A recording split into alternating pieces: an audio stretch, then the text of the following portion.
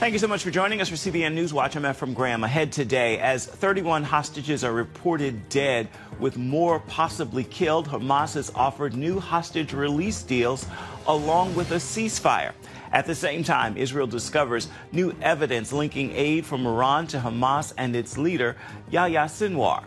A year after the revival broke out at Asbury University in Kentucky, we're going to take a look back at the amazing events, including healing that took place and what could lie ahead. And he led the first wave of the attack on Pearl Harbor. We're going to tell you how this Japanese pilot later turned to Christianity. All those stories and more are ahead today on CBN NewsWatch. This is CBN NewsWatch. We begin this half hour in Israel, where Hamas has proposed a ceasefire and a hostage release deal, as Israel confirms 31 hostages are now dead and 20 more may have been killed. All of this as new evidence links Iran to Hamas. CBN Middle East correspondent Chris Mitchell brings us the story now from Jerusalem.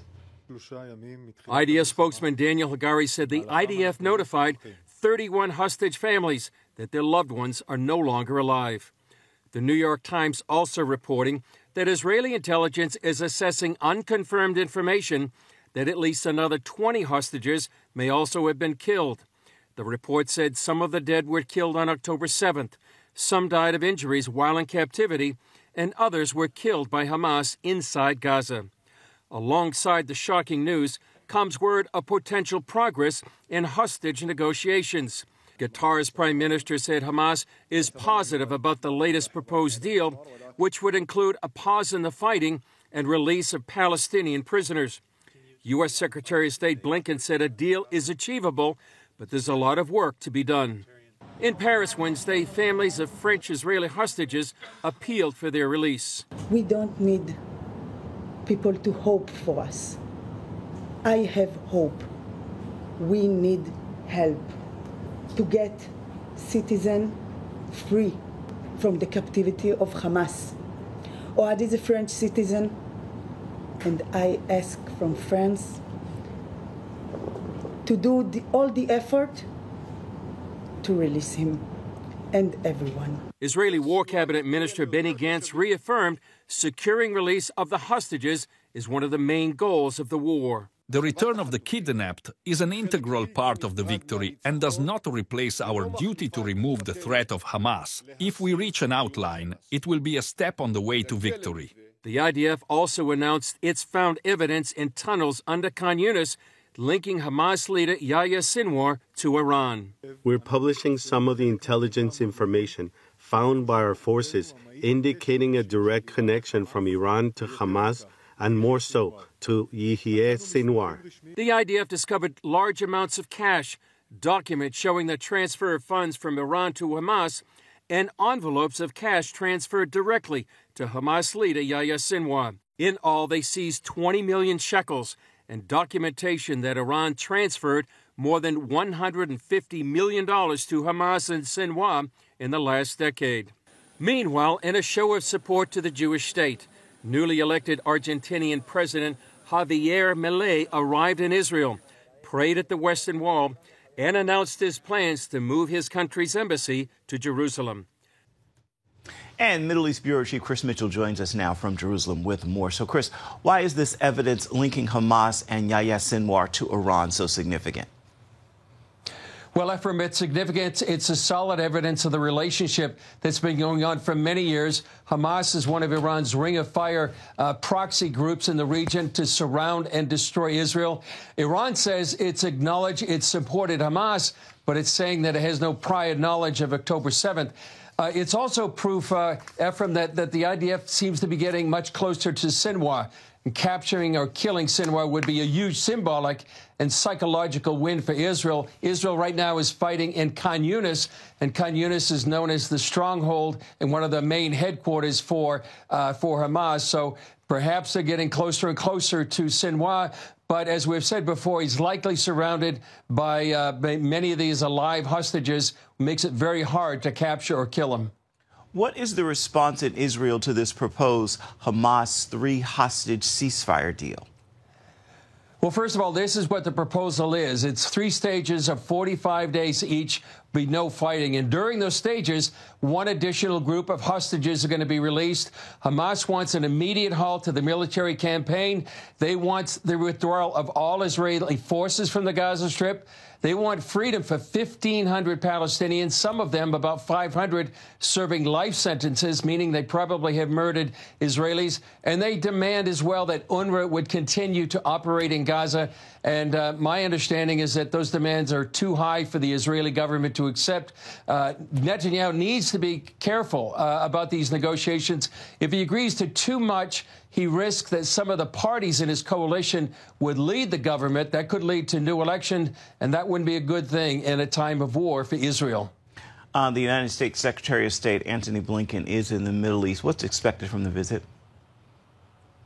Well, right now, some Israelis are a bit leery of his visit. Sometimes they see the goals of the Biden administration really at odds with the goals of Israel. And some feel that Blinken is, and the Biden administration's putting too much pressure on Israel to slow down its military campaign. Their offer of increased aid to Gaza, many people say that's really gets stolen by Hamas. And actually, Ephraim, down on the southern border, there's Israelis trying to stop the aid going in because they say Hamas steals the aid. It helps Hamas in its fight against their sons and daughters. There's also one report that he might ask for a one-on-one meeting with the IDF chief of staff. Some wonder why that would happen. But Blinken is coming as well, I'm sure, to communicate what's going on with the latest in the hostage negotiations. He's just come back from Saudi Arabia and Qatar and Egypt as well. And this seems to be one more stage in those ongoing negotiations. Let's go back to the ceasefire for a moment. Is there concern that a deal could lead to the end of the war before Israel's goals of taking out Hamas are achieved?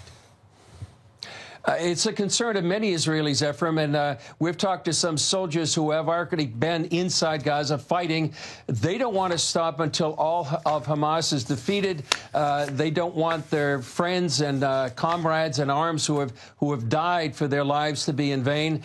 And ever since the beginning of this war, it's been a delicate balance for the Israeli government. It's been balancing two goals. They want to defeat Hamas, but they also want to free the hostages. This balancing act is being played out every day. But there's a strong segment here in Israel, and many of those reservists who are in either in active duty or have just got out in the north and the south, they really don't want Israel to stop before they defeat Hamas.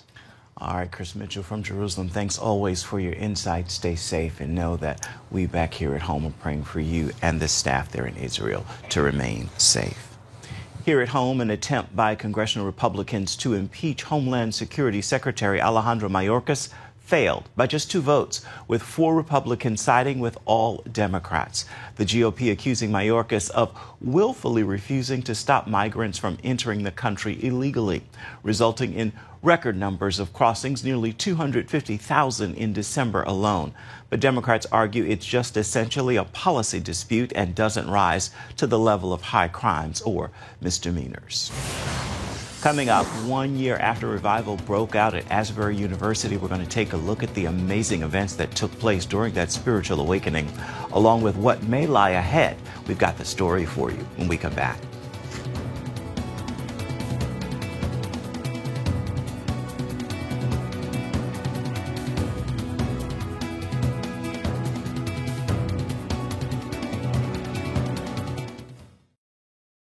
Download the CBN News app. One place for all of your news. Breaking news alerts. Watch CBN News Channel Live. CBN News. Because truth matters. Get the CBN News app today. It's been a year since the biggest revival in more than 50 years broke out at Kentucky's Asbury University. Although it lasted for just more than 2 weeks, its impact was felt far and wide. For many, the question is, will it happen again? CBN's Wendy Griffith went back to Asbury to find out. The small town of Wilmore, Kentucky, had not seen an outpouring of this magnitude in more than 50 years. For 16 days and nights, students and others worshiped and experienced the presence of God. What began as student-led prayer at a scheduled chapel service February 8th led to something extraordinary. Asbury President Dr. Kevin Brown says there's still a feeling of expectancy in the air, even a year later. Our students continue to be hungry.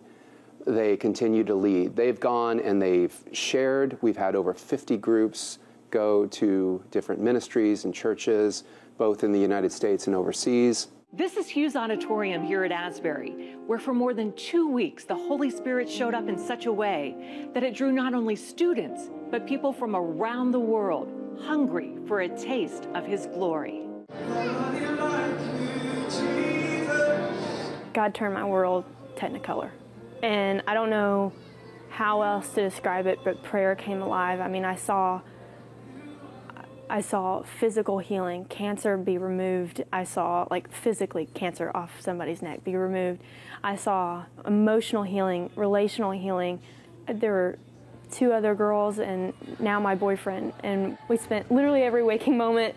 We did not sleep, and we stayed there for 2 weeks. It was an overwhelming glimpse of just God, you know, like His goodness, His mercy, His grace, His firmness. It was a glimpse of what heaven's going to be like when we get to just reign and dwell with God forever. Oh my word, yeah. I don't think I'd ever experienced that type of love from God before.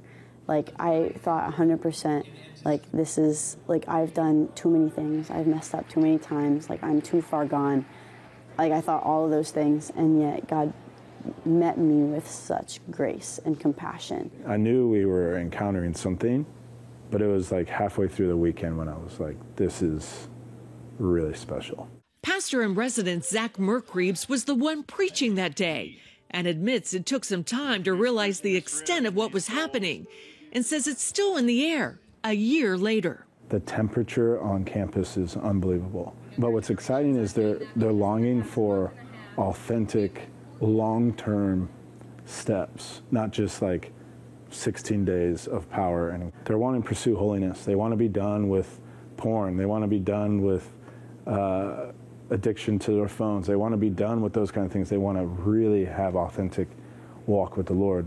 And what's amazing is that's happening here. Another result happened when the original Asbury house, built in 1850, became a prayer room for students. I think one thing that the outpouring did, it took down a lot of walls that maybe we have about who God is. Like, before the outpouring, I was not student body president at that time, but our student government and even our administration did a wonderful job of making sure that us as students felt like this was our home and felt that we were safe. What's more, enrollment is up about 25% after 2023 saw the largest incoming freshman class in 25 years. It was a significant spike in our students, and our enrollment looks strong for the upcoming year as well. So we're really excited about that. And the revival did the marketing for you.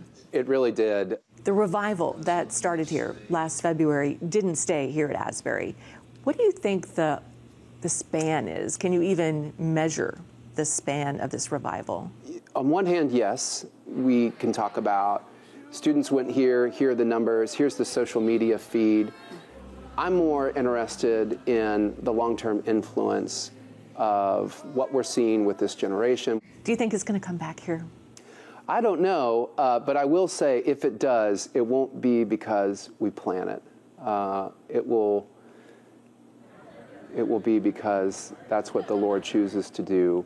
Brown says you can't put revival in a bottle. I think that we would try to recreate it. That's what we do. That's what humans do. Brown adds that from his perspective, a key generation found itself at the center of revival. During those 16 days, there was always Gen Z represented at the altar.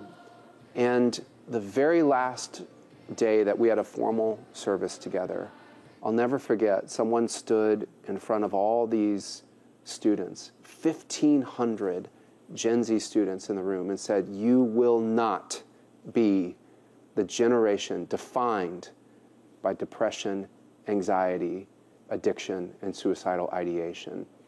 And to hear a cry come up from that group, someone said, if we had the spiritual eyes to see it, we would have seen an altar filled with loosened chains. That's my heart. That is the heart of the people around me, that this is a burdened generation, but God wants to use them, and we need to invest in them. What happened on February 8th was only the catalyst for what's truly happening and what's going to happen, and that was only the beginning. Wendy Griffith, CBN News, Wilmore, Kentucky. Still ahead, the amazing true story of the Japanese pilot who led the first wave of the attack on Pearl Harbor and his life-changing experience that led him to becoming a Christian. We're going to have that story for you when we come back. Stay with us. And welcome back to CBN NewsWatch. These days, December 7th is dubbed National Pearl Harbor Remembrance Day. It's the day in 1941 when a Japanese ship launched a surprise attack against the United States. The first wave of the attack was led by Japanese pilot Mitsuo Fuchida, but his life changed following that attack. Author T. Martin Bennett shares his story in the book Wounded Tiger.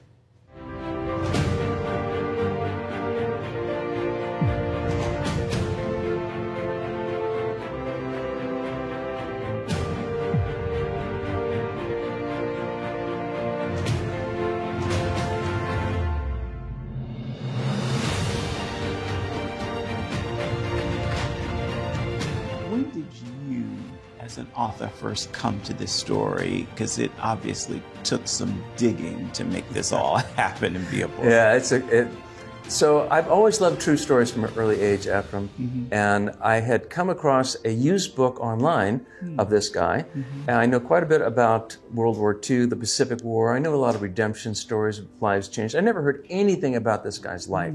So I spent 3 years in research on this, Ephraim, and the more I dug through the dirt, the more little nuggets of gold I found. I thought, oh, you got to be kidding me. I cannot believe this. And I thought, oh, man, the story just got better and better. So that's how I got on the track. But I did spend a good bit of time tracking down all these bits and pieces that were scattered all over the world. Without giving too much away, because we want people to read the book and see the movie when that time does come. But we're talking about like 3 narratives here. Yeah, so the story of Wounded Tiger is 3 plot lines. And the primary line is the one about Mitsuo Fuchida, the pilot who led the attack on Pearl Harbor, who was handpicked by Admiral Yamamoto, hated the United States, wanted the glory of Japan. You know, that's what he was fighting for, his own selfish ambition for his nation. That's about 50% of the story. Then about 30% is a guy named Jake DeShazer. He was an American who joined the Army, ended up in the U.S. Army Air Corps, and he volunteered to attack Japan in a secret mission that he knew nothing about. He had no idea what was going to happen. So they dropped bombs on Japan. He was the bombardier who actually dropped the bombs. And then their plane was heading to China, which was our ally in World War II. But only part of China was occupied by the Japanese, and the rest of it was the Chinese. Their plane ran out of fuel. He bails out. He becomes a prisoner of the Japanese, tortured, buddies killed.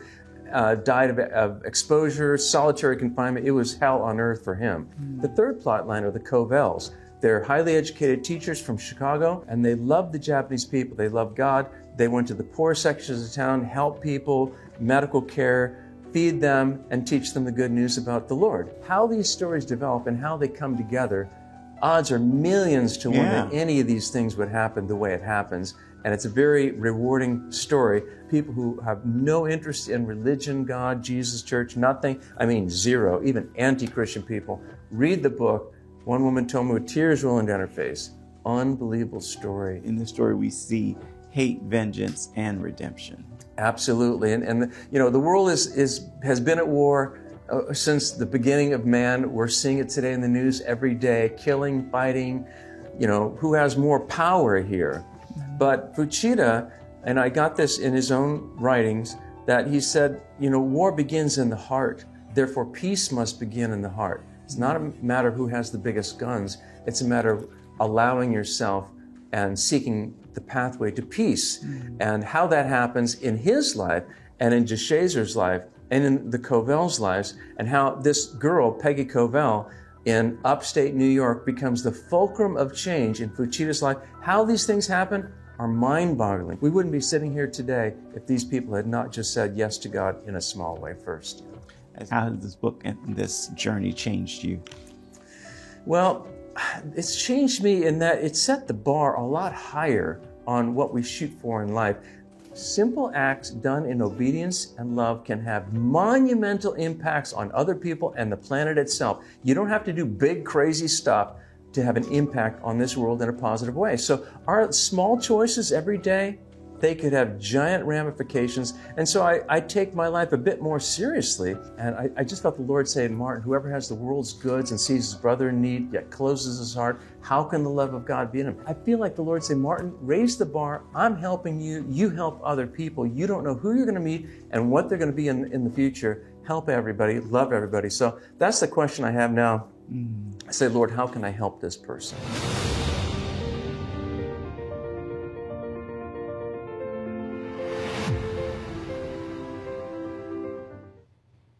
Again, the book is called Wounded Tiger. It's available right now wherever you purchase your reading material.